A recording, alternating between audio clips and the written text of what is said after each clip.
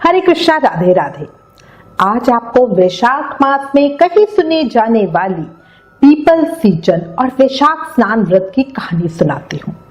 बहुत ही पावन कहानी है। इस कहानी को सुनने मात्र से माँ लक्ष्मी प्रसन्न होती है और भक्तों पर कृपा कर उन्हें सुख समृद्धि का आशीर्वाद देती है। एक गांव में एक गरीब किसान था। उसकी पत्नी का देहांत बहुत समय पहले हो गया था। घर में सिर्फ वो और उसकी एक बेटी थी। किसान की बेटी बहुत संस्कारी और भगवान विष्णु की भक्त थी। वो रोज नियम से भगवान विष्णु की सेवा पूजा करती थी। एक समय जब वैशाख का महीना आने वाला था, तब वो गांव के कुएं से पानी भरने गई तो वहां पर गांव की औरतें वैशाख स्नान के विषय में बातें कर रही थी।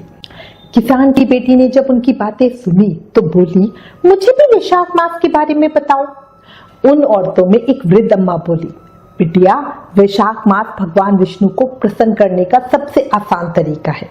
भगवान विष्णु को वैशाख मास बहुत प्रिय है। इस मास में जो भी वैशाख स्नान व्रत करता है, भगवान विष्णु की पूजा अर्चना करता है, तुलसी पीपल को सींचता है, उनकी पूजा करता है, उन पर भगवान विष्णु, भगवान मधुसूदन बहुत प्रसन्न होते हैं, अपनी कृपा देते हैं।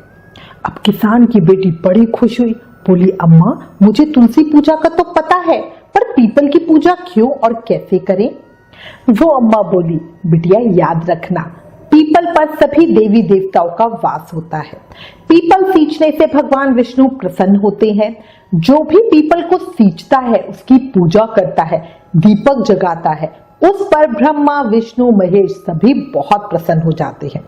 पर याद रखना, रविवार को पीपल की पूजा मत करना, क्योंकि भगवान ने लक्ष्मी की बड़ी बहन अलक्ष्मी को रविवार को पीपल में रहने को कहा था। अगर कोई रविवार को पीपल की पूजा करता है तो दरिद्रता उसके घर में आती है।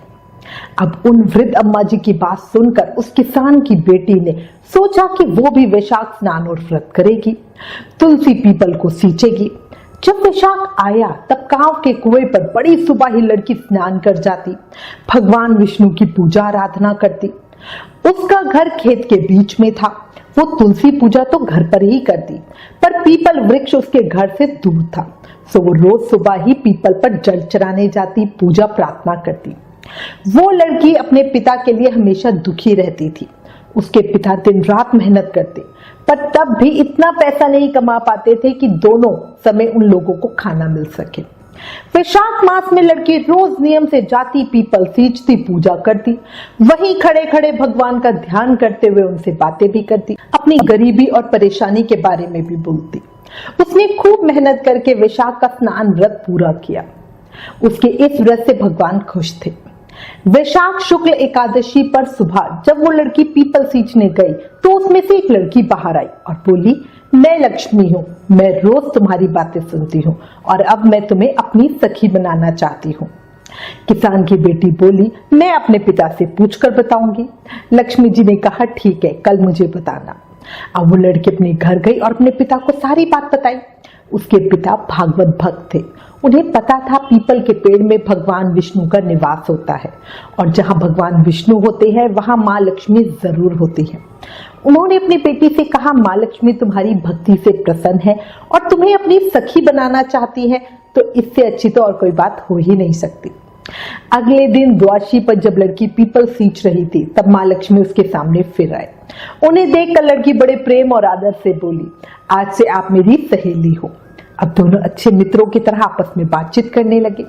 2 दिन बाद लक्ष्मी जी किसान की बेटी को अपने घर ले गई। अपने घर में लक्ष्मी जी ने उसका दिल खोलकर स्वागत किया, उसकी खूब खातिर की, उसे अनेक प्रकार के भोजन परोसे। मेहमान नवाजी के बाद जब किसान की बेटी लौटने लगी तो लक्ष्मी जी ने उससे बोला, सखी, अब तुम मुझे अपने घर कब बुला रही हो? किसान की बेटी को कुछ सूझा नहीं। वो बोली, कल वैशाख पूर्णिमा है, मेरे वैशाख स्नान व्रत का उद्यापन है, तुम कल ही आ जाओ। लक्ष्मी जी ने बोला, ठीक है। किसान की एक बेटी घर वापस आ गई, अपने पिता को सारी बात बताई। माँ लक्ष्मी जी के निवास स्थान की खूब तारीफ की।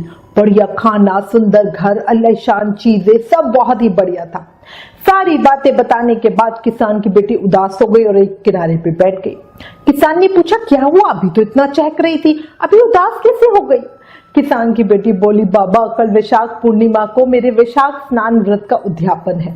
मैंने कल लक्ष्मी जी को भी बुलाया है, पर अब डर लग रहा है, उनकी खातिर कैसे करूंगी।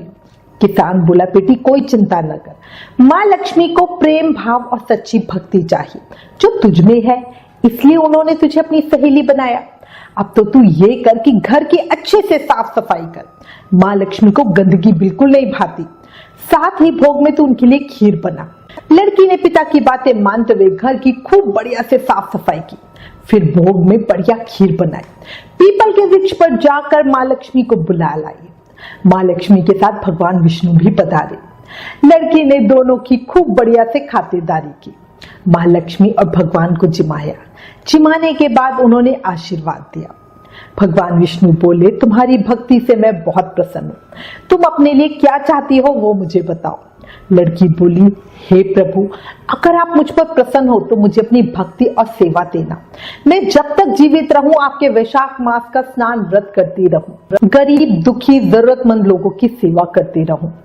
भगवान ने कहा, ऐसा ही होगा, और दोनों अंतर्ध्यान हो गए। जैसे ही वो गए, घर की जगह महल हो गया, घर धन धान्य से भर गया, खूब दौलत ऐश्वर्य आदि हो गया। हे माँ लक्ष्मी और विष्णु भगवान, जैसे आप उस किसान की बेटी से प्रसन्न हुए, ऐसे ही इस कहानी को कहते सुनते हुकारा भरते सब पर प्रसन्न होना। हम सब पर, हमारे परिवार पर, पियर में, सासरे में, सब पर अपनी प्रसन्नता बनाए रखना, बेटे पोते देना। हे माँ लक्ष्मी, हमें भी ऐसा सौभाग्य देना कि हम भी आपकी सहेली बन सके, हमें अपनी भक्ति सेवा देना।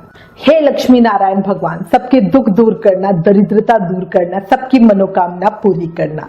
बोलो लक्ष्मी नारायण भगवान की जय, वैशाख के ठाकुर की जय, वैशाख स्नान की जय।